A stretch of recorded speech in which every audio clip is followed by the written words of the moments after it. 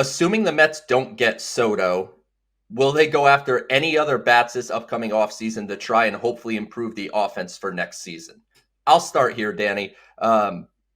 Yes, the Mets are going to make changes to the offense of this team.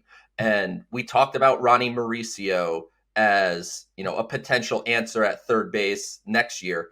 But you have a guy like Alex Bregman in free agency who he hasn't got off to the hottest start, but he's been a pretty consistent, reliable third baseman. So if you are unable to lure Juan Soto from the Bronx to Queens, something's going to have to give to change this offense. I don't think you could go in and say, we're inserting Luis Angel Acuna at second base, Drew Gilbert in center field, Ronnie Mauricio at third, and call it a day, and we hope things get better. They're going to make some additions in the offseason.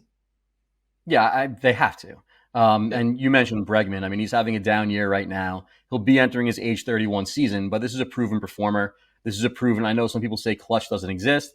I think to some extent, maybe it doesn't. This is a proven clutch performer, playoff performer, would slot in very nicely at third base. I think one thing to consider is length of the contract.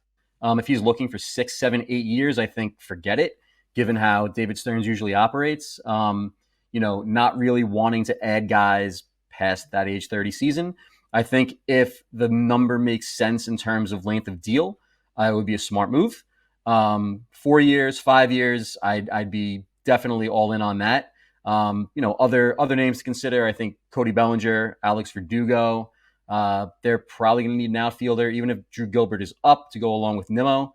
They're going to need to add an outfielder one way or another. So I know, Joe, you're not crazy high on Cody Bellinger, but it's an intriguing name.